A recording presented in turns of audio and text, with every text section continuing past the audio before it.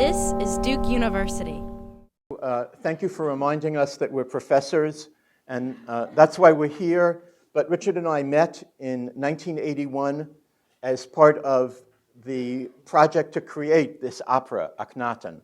So when I heard Richard was here, I was thrilled that a colleague of mine had been to Duke, although I don't think then in 1981 in Manhattan either of us imagined that we would be here. And then when the 30th anniversary of the creation of this opera, not just the creation, but the production of this opera was scheduled, I thought I would offer the center a talk about it, because many of the talks have been about crises in the Middle East. And Wednesday after Wednesday, we've come to hear about things going bad. So I thought I'd tell you about something that went well, right? Which is that 30 years ago, a group of us got together under the direction of the composer Philip Glass and created this piece. Do you want to chime in at any point, or? Sure, I'll chime in. But I think you were kind of on a roll there, Shalom. Okay, I'll get started and then you can chime in. Yeah. So I imagine that many of you know about Philip Glass, because if you didn't like him, you wouldn't be here. If you didn't like his music, you would be repelled, because it's not to everyone's taste. I was playing a little of it before, and I'm going to play more of it as we leave at the end of our presentation. Philip is not only a composer, but he's a kind of visionary of theater and opera works. And in the late 1970s, early 1980s, he proposed a set of what he called portrait operas, each piece devoted to a major historical, religious, or scientific figure. And in sequence, these were an opera about Einstein that was called Einstein on the Beach, an opera about Gandhi titled Satyagraha, and this opera about Akhnaten titled Akhaten. Now, it's an opera in the sense that it's a combination of the arts, or what the great poet Auden called the highest art, because it can include dancing, music, a libretto, and lighting skills. All the arts get combined in opera. Now, why create a modern opera, and what's the selling point for a modern opera? People don't go to opera the way they used to. That is, young people, of course, we're still young, so young people stopped going to opera. And I noticed in today's New York Times an article about how the Met is selling tickets. The tickets are almost sold out for the Klinghoffer opera in New York, because it's such a controversial opera. So everyone wants to go see it. Otherwise, people don't really sell out operas, except for Aida. And in yesterday's New York Times, there was a big ad for Aida. This is an opera that people love. Why? Because at its best, it has elephants, pageantry, fabulous music, and beautiful dancing. So Glass's idea was to get his work out in the world. Just the music wouldn't be enough. He had to create these theatrical spectacles. Now, the muse of our presentation today is this slide.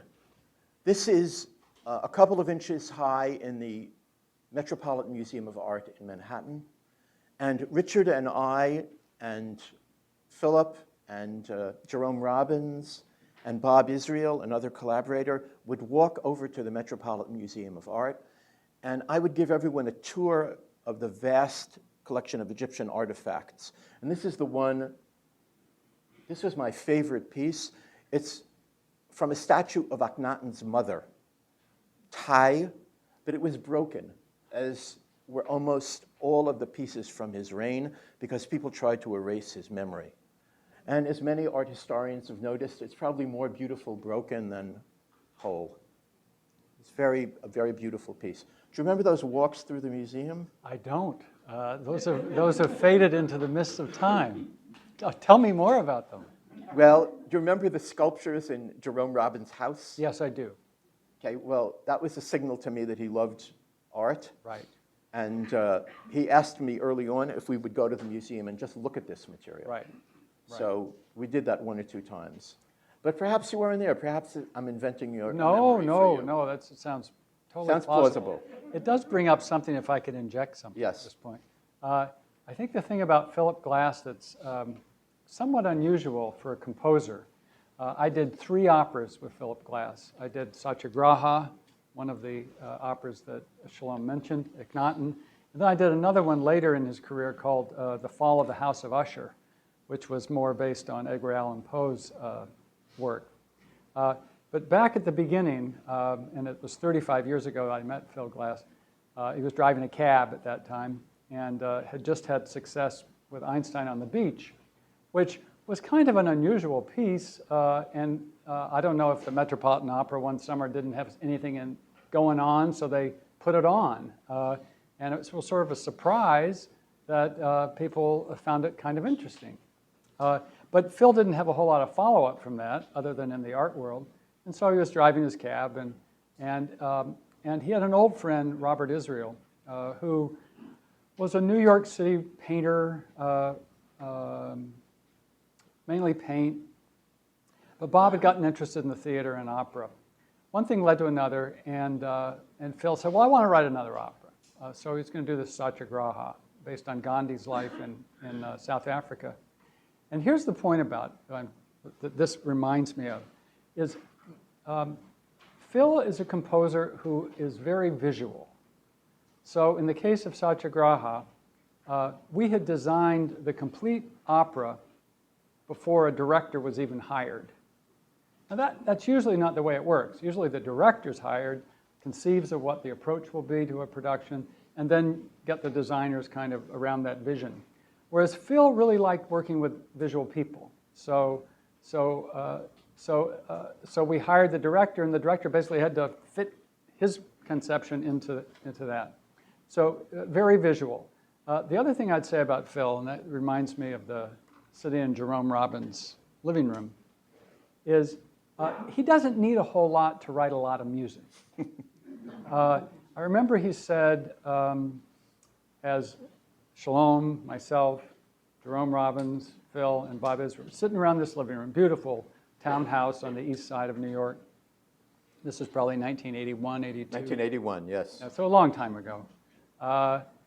And we were to write the libretto for this opera. 5 people sitting around a living room writing a libretto. And I thought, well, how's this going to work? And Phil said, I don't need a whole lot to write. With Einstein, if anybody knows Einstein on the Beach, there's different parts of Einstein on the Beach that just says spaceship. And then there's 20 minutes of music. So he said, I just need a word. Give me a word. And so I think it made Shalom's life either interesting, easy, or complicated, because Shalom was the one that had to pull all this together in terms of the libretto. So he's an unusual composer in that he's very visual, and that he writes in a way that really takes off from an image or an object or an idea. And then, and I'm sure Shalom will talk about this, the language is very interesting because these aren't operas that you can understand listening to them. I mean, the language is Sanskrit for Satyagraha, and I think it was 3 languages? Yes, 3 ancient languages. Ancient Egyptian, which you don't hear every day on the street, even in Cairo. Akkadian, the language of Babylon, and the Biblical Hebrew.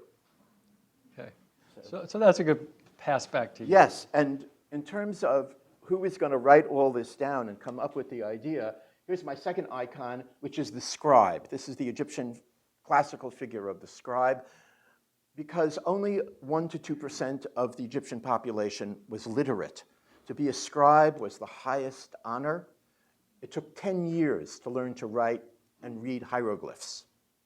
This was 1,000 years before the invention of the alphabet. So the scribal energy was the most prized energy in the royal court, and I felt very honored to be the scribe. And I was, spent hours taking notes. Of course, this was long before laptops. And even if I would have had a laptop, I wouldn't have been good at using it, so it doesn't matter. I wrote everything in longhand, and finally we put this all together. Now, something about the real Akhenaten and the imagined Akhenaten, because as you said, Phil didn't need much. But even though he didn't need much, he didn't want us to imagine ancient Egypt the way Aida is a completely imagined ancient Egypt. Aida is kind of an Italian romance set among the pyramids. Right? It really has very little to do with ancient Egypt. Right? He wanted something authentic. He kept speaking to me about, well, make it authentic, and then I'll write some music. And my rejoinder to him was, the problem with the person you picked was he was the most hated person in the ancient world. And they tried to destroy everything he built and all the representations of him and all the writing that he did. So we have very slim pickings to pick from. He said, oh, that's even better. I like that, right? And so this notion of the fragmentary became my way of thinking about it. Let's create something out of pieces. Mm-hmm. And you're right, the other two operas were also created out of pieces. Richard mentioned Einstein on the Beach. A lot of it is numbers. People chanting 1, 2, 3, 4, right? Because it's the world of Einstein. So it's the world of numbers. And by the way, 35 years later, Phil still does not need a lot to get inspired.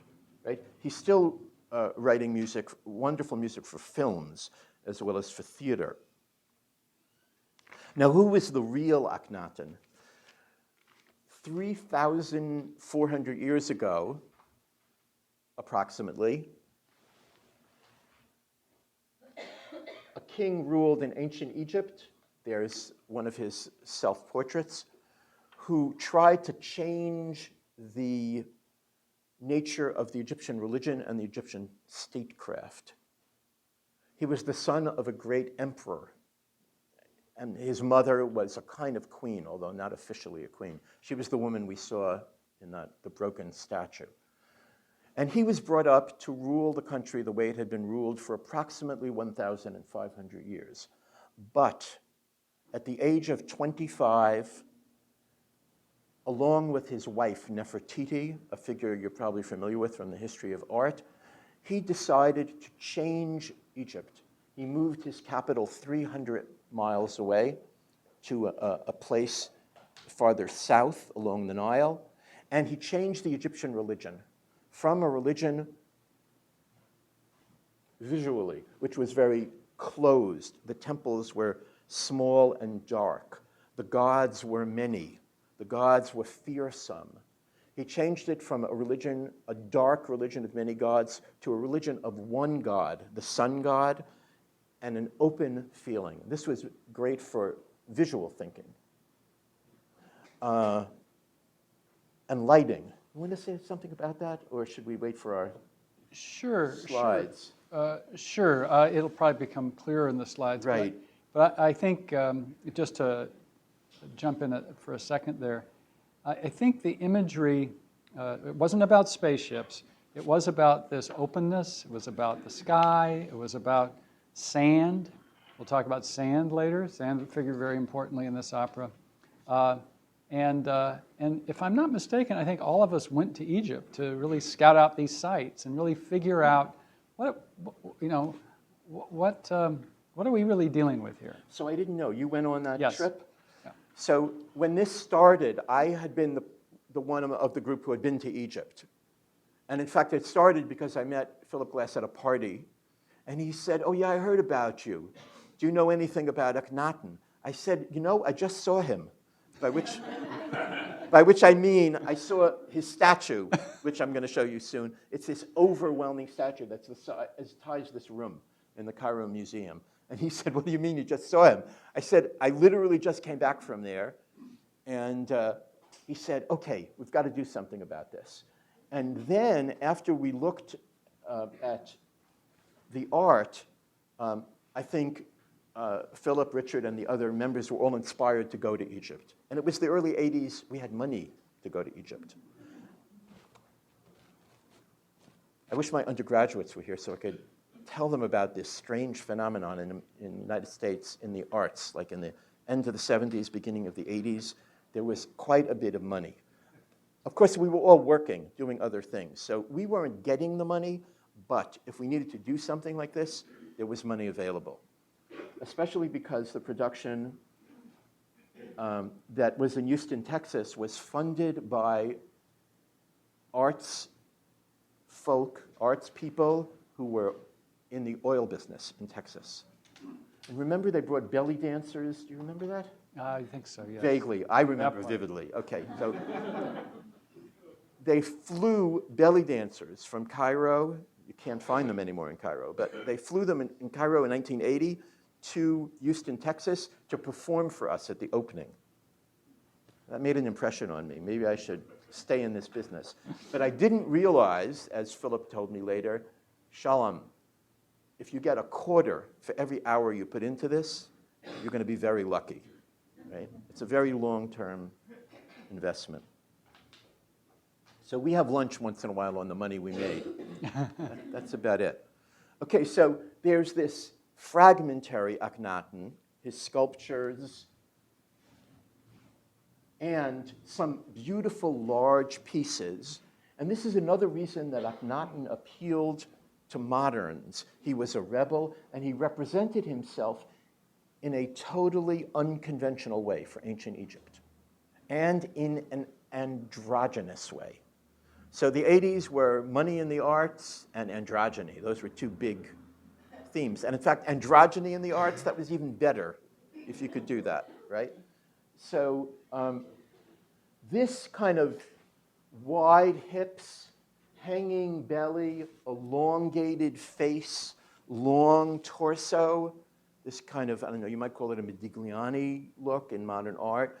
This typified the art of Akhenaten's time, and the phrase that Akhnaten used about his self-representation was living in truth. So historians think that actually this is not a misrepresentation. He looked this way, his daughters looked this way, and he wanted to be represented this way. On the other hand, his wife was more of a conventional beauty. I don't think I brought a picture of Nefertiti, but I'm sure you know what she looked like.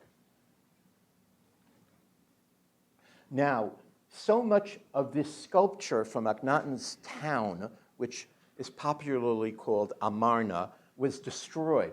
So we have hundreds of these fragments in museums throughout the world. And you can imagine his successors taking sledgehammers to these and destroying them. If they didn't have time to destroy the whole piece, they destroyed the nose. And I'll show you why that's so important. Like if you have to deface 100 statues, just knock off all their noses. And this is the great statue of Akhenaten that's in the Cairo Museum. That was my point, that I had just seen him. Richard, do you? Well, I'm sure you've all seen ancient Egyptian pharaohs and statues of them. And if you can bring those up in your mind and put that next to this, you see the dramatic change in imagery between how the king was represented before Akhenaten and Akhenaten's time. Some people say this is the beginning of realism. You know, Egyptian art prior to this was very iconic. Whereas Akhenaten said, this is who I am. What's living in truth? This is who I am. This is my stomach. These are my lips. You know, this was a dramatic change and therefore quite unsettling to many people at the time. Yes. And you'll probably see pictures. How are we going to do this on stage? Yes, that was a very big challenge. And who are we going to find to play this role? And what would the costume department have to do to his body? Who happens to be a countertenor. Yes. Okay. That was quite a challenge. But, you know, in retrospect, all these challenges were met beautifully. And to my shock and surprise, they have been met many times since. That is, Akhenaten has gone through many productions. These were in 1984, the one that Richard and I worked on. But every 2 or 3 years, Akhenaten is produced somewhere. And this year, it's in Australia, in Germany, where I'm going tomorrow to see a production, and in Brussels, Belgium, right, in 2015. So it's become a classic, not really in the United States, but in Europe. Now, texts. We not only needed visuals, we needed texts. By the way, these slides, you can see they're kind of funky, which is a non-technical term, meaning that you see they have these streaks in here, and it's kind of, faded. And the reason I'm presenting these this way is that, unlike most of my esteemed colleagues, I never turned my slides into digital presentations. Most of them did it 20 years ago. But I'm a Luddite, and I resisted, and now I'm stuck with all these slides. So I thought I would go to the lab and have them transformed. They said, do you want them cleaned up? And I thought about it, and I said, well, what's the downside? If you get them cleaned up, it's not going to look like they're 30 years old. And it's also not going to look like you worked on them. I took all these photographs with some little camera 35 years ago. So I want to thank the Center for Documentary Studies for persuading me to leave all these slides the way they were. Right? Now, what's in this slide? A letter. These are the famous Amarna letters, which you can read of, many of them. It has a great website about Amarna. These are the letters sent from Akhenaten's city to his vassals, his underlings throughout Western Asia. This is a letter from the governor of the town of Ascalon, or Ashkelon, this is pre-Israelite Palestine, between Akhnaten and his governor. And I used some of these letters in the text and this is written in the Akkadian language, a Semitic language from Babylon. Now here's one of the great preserved representations of Akhnaten. Carrie, can you remind me, where is the laser thing on here? Yeah, right there, green. Oh, wait, don't go away. This Green thing? dot? Okay. Okay, so here are some of Akhenaten's children. See, this is totally radical for Egyptian art. They had 6 daughters, and here they're kind of hanging on them, sitting on their laps. This is a very unusual picture in which the king and the queen are equal. And so this has allowed romantics, and here I mean in the 19th and early 20th century, to think of this couple as kind of an ideal couple. They're always showing intimacy. They have their kids draped over them. And notice the little girls, modern little girls wouldn't like this. They too have the protruding bellies and right? So they too are not perfect. Now, what is the iconography here? This is the sun disk, or the Aten, A-T-O-N, or A-T-E-N. It's pouring out its rays. Jerome Robbins showed me that there are always a certain number of rays, multiples of 7s. And Robert Graves, the poet, pointed this out to him. And what is happening? The rays, one set of rays has an ankh. You see the Egyptian symbol? And it's held over the nose. This is the idea of the sun god giving the spirit of the divine into the body of the king and the queen. Here's another representation of the king alone, the king as a sphinx, and the sun is pouring out its rays on the royal couple. Now, what are the factors that made this strange-looking, enigmatic king so interesting to modern artists, composers, and novelists, Philip Glass and Richard and myself? There are a number of factors. Among them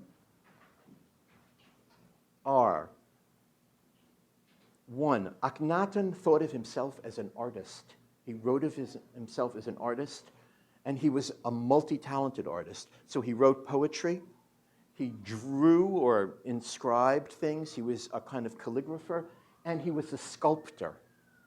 Right? So this is a piece from the Royal Sculpture Workshop. Other factors, I mentioned the androgyny, so to many modern creative types, the intimacy of the family, and the fragmentary nature of the material. Now, who are some of the people that have become very interested in this? Most famously, the German novelist Thomas Mann, who took Akhnaten as a character in his novels about Joseph and his brothers. And then Freud, the psychologist, who wrote a book about Akhnaten titled Moses and Monotheism.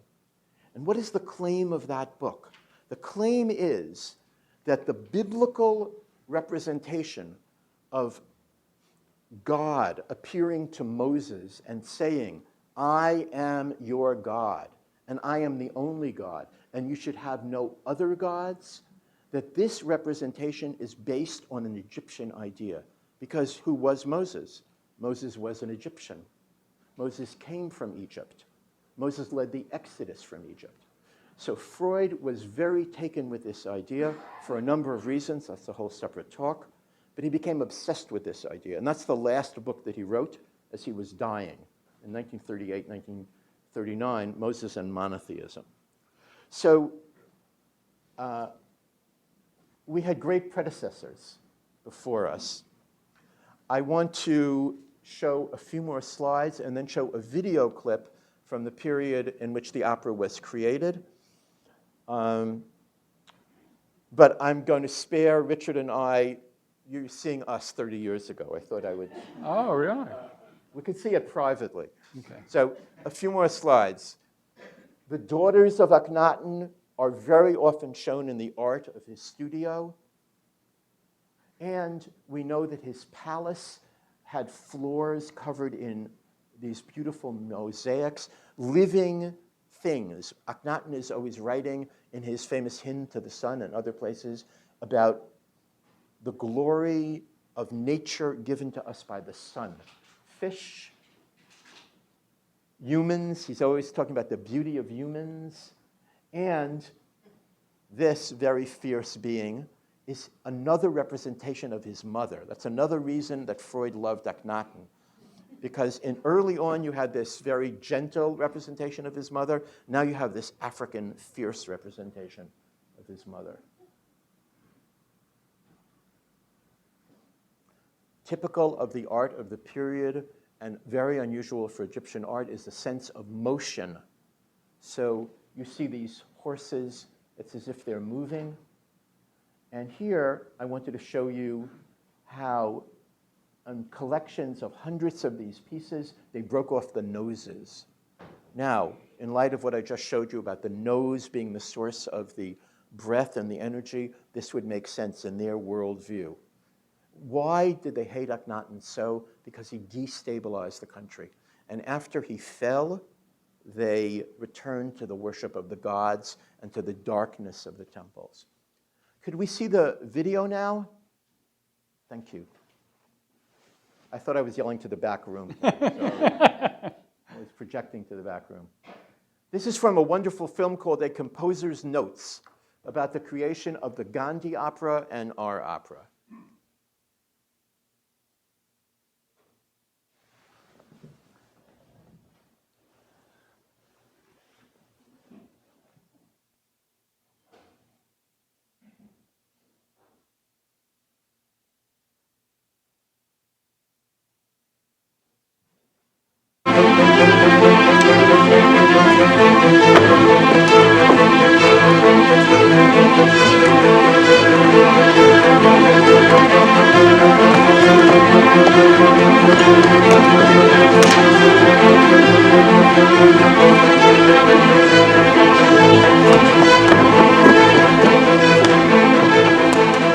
I came across a book by Emanuel Velikovsky called Oedipus and Akhenaten.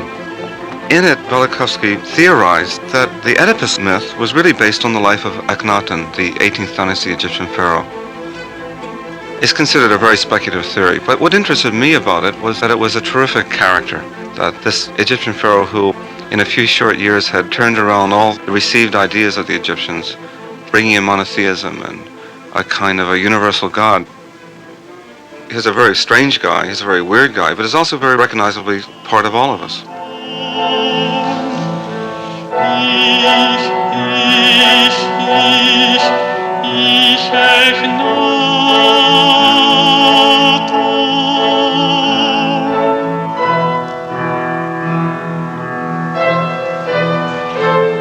I'd always had better luck getting opera and theater works commissioned in Europe than America. This time I turned to Germany for a commission, They agreed to do Akhenaten, and so the premiere was set for Stuttgart. Stopp mal. In diesem Zwischenspiel geht schon die Hand miteinander runter. Wir haben doch. The director would be Achim Fryer. Wir waren so. It would also be designed by him and his wife Ilona. I had worked with him once before, and I knew Akhenaten would appeal to him. Und gefaltet.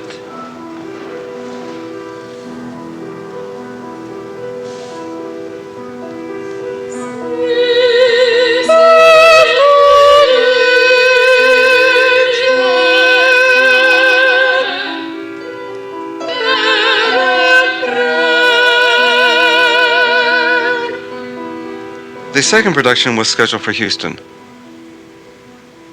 The director would be David Freeman.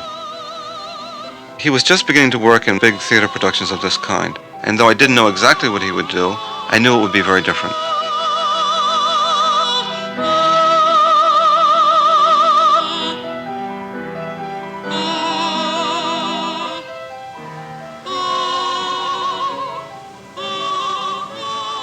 I had a pretty traditional background in music. I had been at Juilliard until about 62. I got a So, Richard mentioned the problem of who was going to play this role. And Philip searched throughout the opera companies, and he came upon this young man, Paul Eswood, who was a brilliant countertenor. And he wanted a countertenor because he wanted to convey this idea of androgyny. It's very startling when you see that young man and then this voice. And it worked beautifully, I think, and it also helped create a it's now Sony, Masterworks recording, which they did of the opera, which I really recommend to you, in which you can hear him doing the whole presentation. Now, a countertenor, these are people whose voices are trained to be like the castrati of the late Middle Ages, men who were castrated as youths so they could retain this voice. You want to say anything about that? Or No. Not about the castrati necessarily. But the only thing is right. Yeah, just as a little side note, some of you know Susan Roth, our vice provost, and her son is one of the most famous countertenors today in opera, Anthony Costanzo. In fact, I think he's appearing at Duke this year with the Ciampi Quartet. Little side note. The thing I would say, looking at those pictures, reminds me, you know, that first image of all that sand and the desert. And the desert was important in this new city that he established away from the traditional city. So how do you capture that on stage was one question. And I will be brief, but it's not that easy to do sand on stage. And you saw in one of the pictures toward the end there, a couple of the singers were sitting by what looked like a sandbox.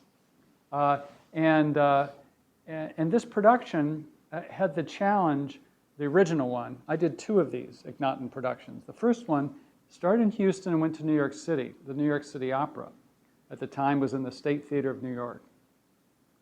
And they had to turn over the show from one night of Akhnaten to the next night of Aida. So whatever we did on stage, it had to be pretty much transformable. So they came across the idea of these sandboxes, that somehow we could have sand in the sandboxes and it would all be contained and they wouldn't have to worry about it. But of course, it's not quite the same as having a desert. But we figured this out, and when we did the show, it wasn't a box. It was of course, sand kind of up and it moved around. But the director, David Freeman, you may say, well, what happened to Jerome Robbins? I thought he was the director. Well, he was, but life happened. And Jerome Robbins, shortly after those meetings, learned that the head of the New York City Opera at the time, George Balanchine, died. And Jerome Robbins was like the prince of the New York City Ballet. So they said, well, Jerome, you have to take it over. You have to do it. So he said, well, I can't do Akhnaten if I'm going to run the ballet. So he backed out, and then Phil said, well, let's use David Freeman. So David Freeman came in, and here we go again. The show's pretty much designed, and David Freeman walks into this. But David Freeman said, you know, I'm going to do it another way the next time we do this. And so he went to England, and he did Akhnaten a second version of it at the English National Opera. And whether it's the ingenuity of the English stagehands or what, that's when he got the full stage of sand. And so he really achieved, I think, something in that second production that was really part of the original idea was, how do you create this sense of vastness and a light, very good for light sand, on a stage? And they eventually did it. Now, we were very stricken when Jerome Robbins couldn't direct this, because he's a great visionary of the theater, and to have someone who created the two greatest hits, West Side Story and Fiddler on the Roof, would have been really nice, but perhaps we never would have come to Duke if this would have right? So I don't regret that it happened, but at the time, I realized I had really built up my hopes. Like, oh, this is going to be like, instead of singing tradition, someone's going to sing my words. But didn't happen, but everything worked out fine.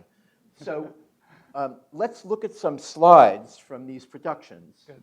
First, a conception from the National Geographic magazine editors about what Akhenaten city might have looked like and the temples might have looked like. Instead of being all enclosed, Akhenaten wanted everything open to the sky because the sun was the principal god. And this is Akhenaten's successor, King Tutankhamen, who now, only this year, it's actually proven, we know was the son of Akhenaten, but not the son of Akhenaten and Nefertiti, but the son of Akhenaten and one of his sisters. Because in the royal house in Egypt, incest, what we call incest, was a favorable marriage.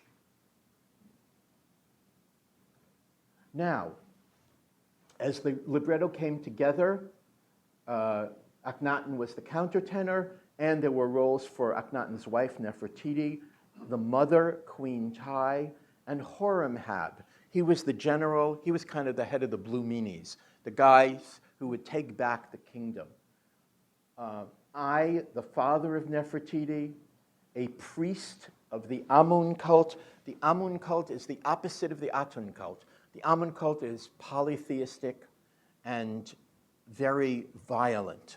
The Aten cult was presented as pacifistic and filled with light. The daughters, and there's some wonderful things done on the stage with the daughters. And then on the bottom, you'll see the narrator, Amenhotep, the son of Hapu. That's that figure I showed in the beginning of the scribe. So the opera, in some productions, has a narrator.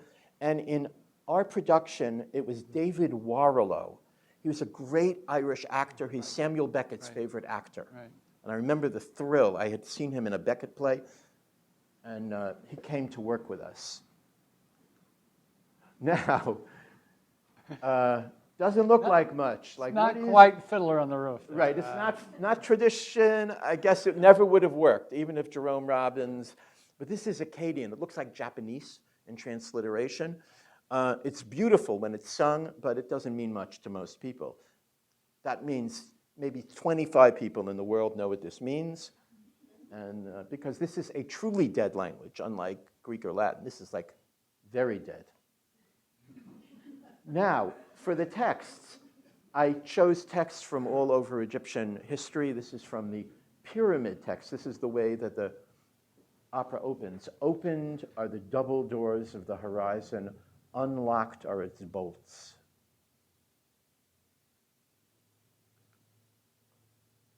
Again, another. Oh, well, you have this. I gave everybody a handout, which is the first.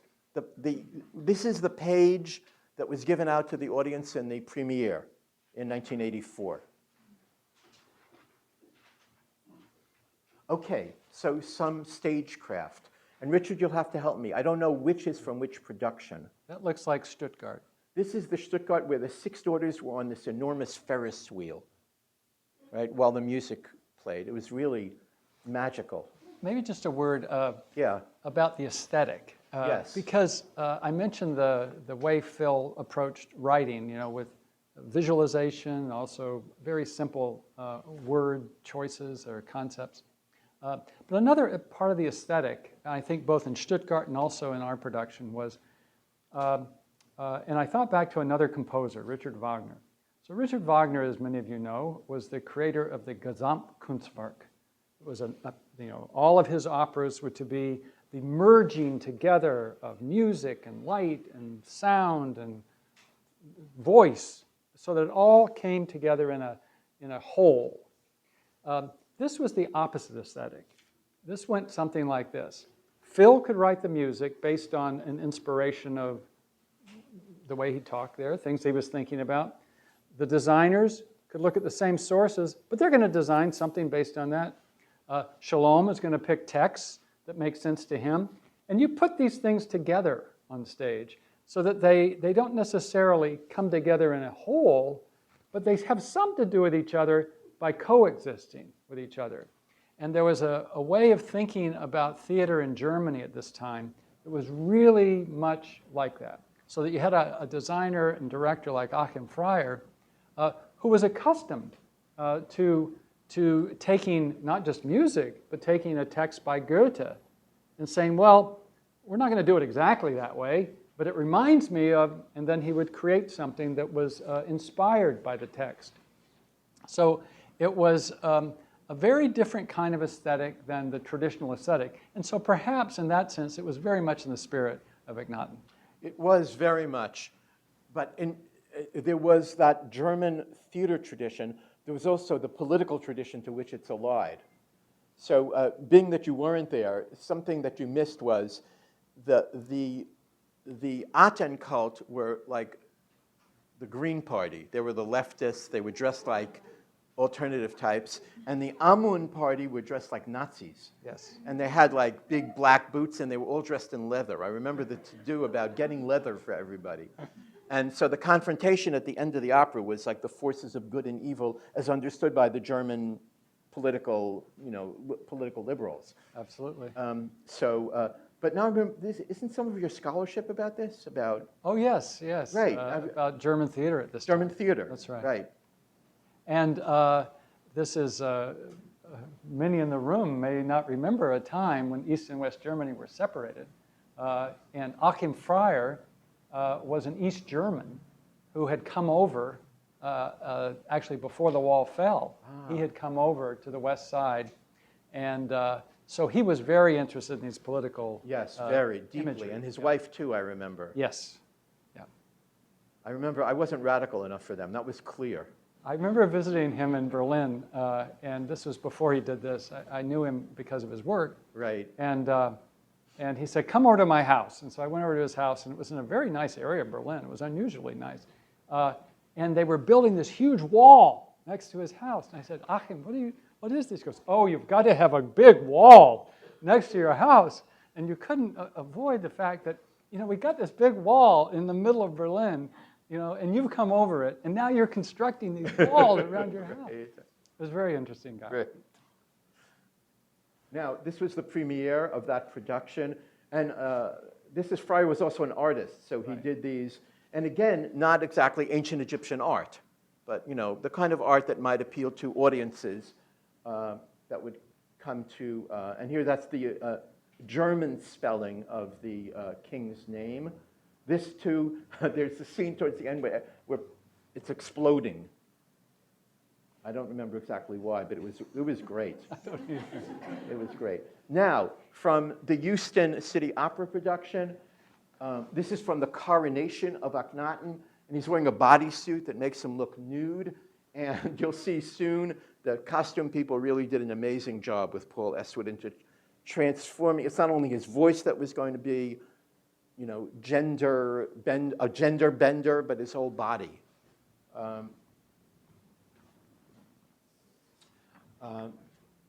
One of the Amun priests. Oh, Richard, here's sand. Yep. Right? Yep. And somewhere there was water also, right? Didn't you? There was some water. Akhnaten was about to go in the water in the previous slide. Right. He was going to be baptized. Baptized, yep. Immersed, yes. And this is your work, right? Yeah, that looks like New York. Yeah. So here is Akhnaten again. I remember the critics from the Wall Street Journal who hated this production, hated the whole idea. They said, we don't want to come and watch people playing in the sandbox. That's not why we come to the opera. But what do they know? Okay, no more editorializing about the Wall Street Journal. So I intersperse with this some slides of Amarna art. These are some of the slides I showed to our group to talk about movement, motion, and also representation of the common people. It's not only about the royalty. This is one of the slides you gave me. So this looks like Houston, and that's Akhenaten and his mother singing a duet. And there you can see the bodysuit on Akhenaten a little bit better. Right. So they gave him breasts, and that was the big conversation in Houston. How'd they do it? I remember so many questions. I said, enough about that already. Right? Yeah, and then, of course, you saw more of him when he took his bath. You Right. saw the whole Akhenaten Right. at that point. And as I recall, this is a dance. Maybe these are the sisters Yes. behind. Right. And you can see there's a little sand there under tie. Right. But Akhenaten doesn't have any right now. Right. Maybe Shalom, you could say something about. It reminds me of the Phil Glass's penchant, well, certainly in Satyagraha and Akhenaten, for using, if you will, dead languages. Yes. I always thought he did that because he really was interested in people paying attention to the music and the sounds. And if you had, them singing like, let's all go down to the bunkhouse, Louie, they're going to focus on that instead of on what's that sonorous passage, Yes. What are your thoughts, since you were the one that wrote it? Yeah, I was very shocked by this idea. Like, I thought a few lines of these ancient languages, here and there, a chorus would be a good idea. And then he said to me, no, you don't get it. I don't want anything but these ancient languages. And he wasn't quite as explicit as you are, but I did know enough about him to figure, okay, the music is what's getting highlighted. But then Philip backed off. I have to say, he was a good team leader. He takes, he finds people who can really work well with him. He can be somewhat dictatorial, but he also knows when to back off. Then he said, I have another way of thinking about it. 90% of it will be these languages, but then I want you to write some things that people will understand in whatever language it's produced in. So I put some things in English in this one. In Germany, I found some things in German. Since then, it's been done in Polish and many other languages. Right? Now, what were some of these other things? They were actually amusing. Perhaps I'll wait another slide or two. This is this is, Freud. It's too bad we can't resurrect Freud. This is Akhnaten looking like that with his mother and his wife singing a trio, right? So what more, how much more drama do you want?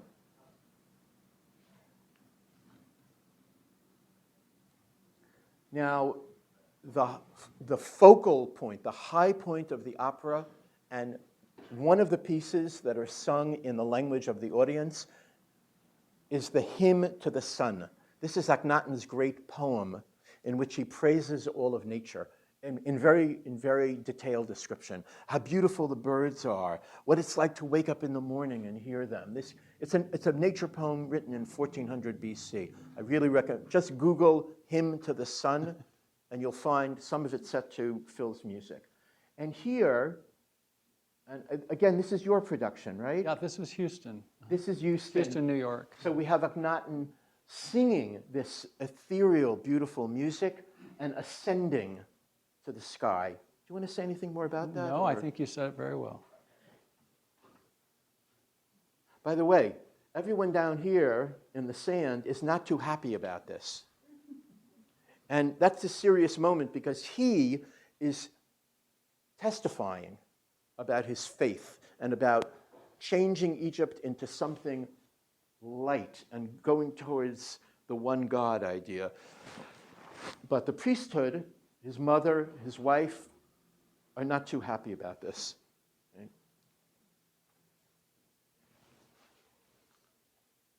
And towards the end of the opera, the gods of the Amun cult return. So you see these, I thought this was beautifully done. Again, I don't know it's Yeah. your production, right? Yeah, that was Houston in New York. And so these, figures with god heads, as in the ancient Egyptian. And this, can you say anything about the lighting of this? This must have been very difficult. I did the lighting and the set, and Bob did the set and the costume. So we kind of Right. collaborated on the set. And I know that the idea was if you basically, you tried to make the stage feel like it was a desert, but there was to be this kind of iconic temple in the middle of it, and that's what this is on the left. Right. And certain things happen when people pass through that temple. I don't remember what they were now, but I suspect these figures also pass through the temple. Things happen to them Right. as a consequence of that. Yes. Okay, we have to wrap up, I see. That's that way.